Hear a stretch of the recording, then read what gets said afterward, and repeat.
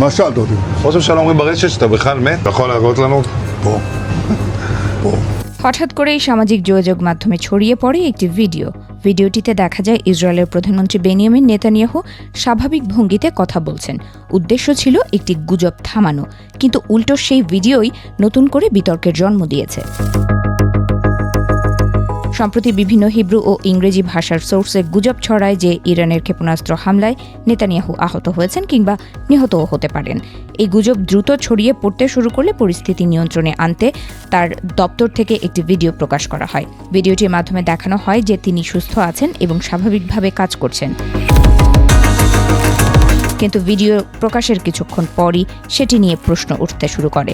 অনেক প্রযুক্তি বিশেষজ্ঞ ও সামাজিক যোগাযোগ মাধ্যম ব্যবহারকারী দাবি করেন ভিডিওটি আসলে কৃত্রিম বুদ্ধিমত্তা বা এআই ব্যবহার করে তৈরি করা হয়েছে। তাসনিম নিউজের দাবি, ভিডিও বিশ্লেষণ করে কয়েকটি অস্বাভাবিক বিষয় সামনে আসে। প্রথমত, নেতানিয়াহুর হাতে থাকা কফির কাপটি নিয়ে সন্দেহ দেখা দেয়।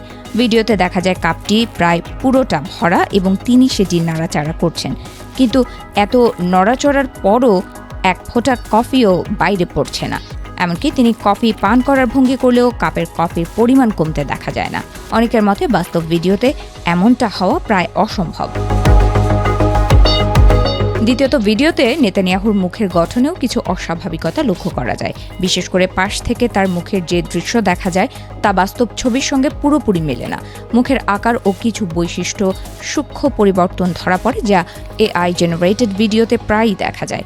এই ঘটনাকে ঘিরে সামাজিক যোগাযোগ মাধ্যমে আলোচনা আরও তীব্র হয়ে ওঠে। অনেক ব্যবহারকারী নিজেদের ভিডিও তৈরি করে দেখানোর চেষ্টা করেন যে একই ধরনের ভঙ্গি ও দৃশ্য এআই প্রযুক্তির ব্যবহার করে খুব সহজেই তৈরি করা সম্ভব। ফলে যে ভিডিওটি মূলত গুজব থামানোর জন্য প্রকাশ করা হয়েছিল সেটি এখন নতুন করে প্রশ্নের জন্ম দিয়েছে। অনেকে বলছেন, যদি ভিডিওটি সত্যি এআই দিয়ে তৈরি হয়ে থাকে তাহলে এর পেছনে উদ্দেশ্য কী ছিল? গুজব থামানো নাকি পরিস্থিতি আড়াল করা? এদিকে আন্তর্জাতিক পর্যবেক্ষকদের মতে আধুনিক প্রযুক্তির যুগে তথ্য যাচাই করা ক্রমেই কঠিন হয়ে উঠছে।